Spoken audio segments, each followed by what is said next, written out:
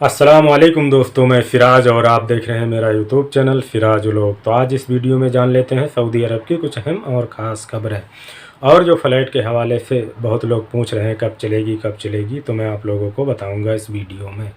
उससे पहले आप लोगों से एक छोटी सी रिक्वेस्ट है, अगर ये मेरा वीडियो यूट्यूब पर देख रहे हैं तो चैनल को सब्सक्राइब कर दें, और अगर फेसबुक पर देख रहे हों तो लाइक और फॉलो कर दें।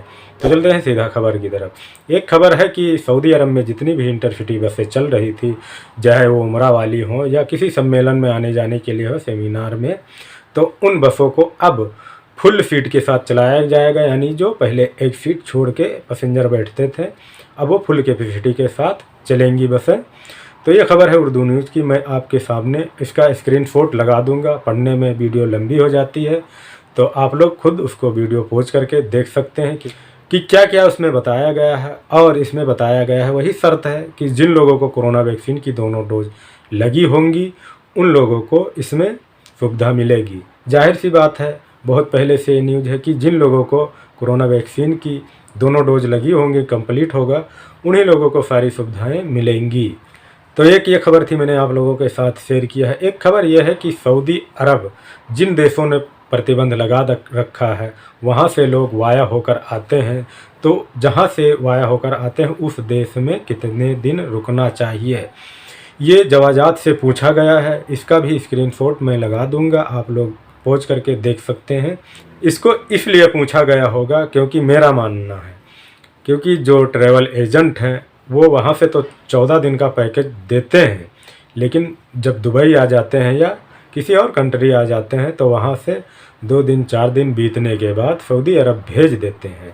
तो इसलिए उस शख्स ने पूछा होगा, मैं ये अनुमान लगा रहा हूँ। तो सबको मालूम है कि अगर आप वाया होकर आते हैं तो 14 दिन वहाँ पे रुकना होता है।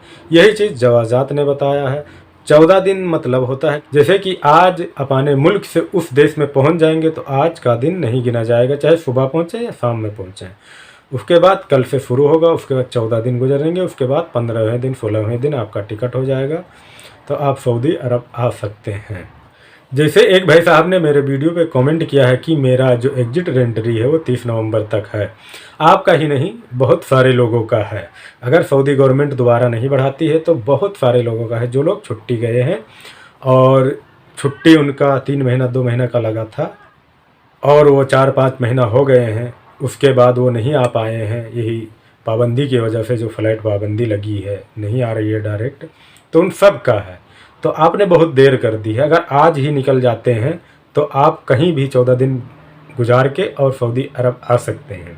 और एक चीज़ आप लोगों के साथ मैं शेयर कर दूं, बता दूं कि अगर आप निकलना तो आपका एग्जिट एंट्री बढ़ा होना चाहिए। अगर आप 14 दिन का पैकेज ले लेते हैं, कंपनी या कपिल कहता है कि हम बढ़ा देंगे जाइए, तो आप ज़रा सोच समझ के निकलिएगा। कपिल या कंपनी भूल जाते हैं और नहीं बढ़ाते हैं, तो अगर आपका वहाँ 14 दिन बीत जाता है तो आप जो पैकेज लेंगे वो फिर ज़ाया हो जाएगा, आपका खसारा हो जाएगा। तो आप चीज़ ये सोच समझ के निकलिएगा। अब जान लेते हैं, बहुत सारे भाइयों का एक ही सवाल रहता है कि फ़्लाइट कब खुलेगी। आज तो यहाँ पे सऊदी के टाइम से 11 बजे ट्वीट पर हम लोग ट्रेंड भी किए कि खोल दीजिए इंडिया से सऊदी अरब के लिए फ़्लाइट। तो आप लोग अगर ट्विटर चलाते होंगे तो ये चीज़ भी करिए। हो सकता है सऊदी की गवर्नमेंट और इंडिया के गवर्नमेंट तक ये चीज़ पहुँचे, तो इस पर भी विचार करें, क्योंकि लगभग 1.5 साल हो गए हैं, सिर्फ मीटिंग हो रही है और बंद हुए 2 साल होने को हैं। तो फिर मीटिंग हो, शायद खुल जाए। हर बार मीटिंग में यही होता है कि जल्द से जल्द खुलेगी, कब खुलेगी ये चीज़ नहीं होता, जल्द से जल्द खुलेगी। इस पर बात हुई है कि अब फ़्लाइट इंडिया से सऊदी अरब के लिए डायरेक्ट जल्द से जल्द खुलेगी। तो कब खुलती है ये चीज़ नहीं मालूम है, आप लोग को मालूम हो जाएगा। जिस दिन खुलेगी उसी दिन मालूम हो जाएगा। और किसी के बस में नहीं है कि सऊदी अरब के लिए डायरेक्ट फ़्लाइट खोल दे। जब वहाँ की गवर्नमेंट और यहाँ की गवर्नमेंट दोनों राज़ी होंगे तभी खुलेगी। जैसे कि अभी जो फ़्लाइटें चल रही हैं वो सब एयर बबल के थ्रू चल रही हैं, कोई पहले जैसा नहीं है कि यहाँ चल रही हैं।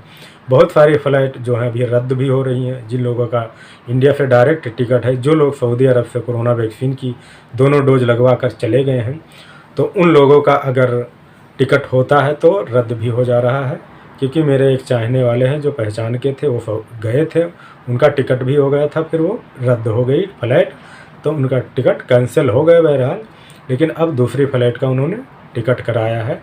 पहले कराया था तो उनका कपिल कराया था यहाँ सऊदी अरब से, अब जो कराया है वो खुद से कराए हैं इंडिया से। कौन सी फ़्लाइट का कराए हैं ये तो नहीं मालूम हुआ है। बता रहे थे कि टिकट हो गया है तो वो वहाँ से अब करा लिए हैं।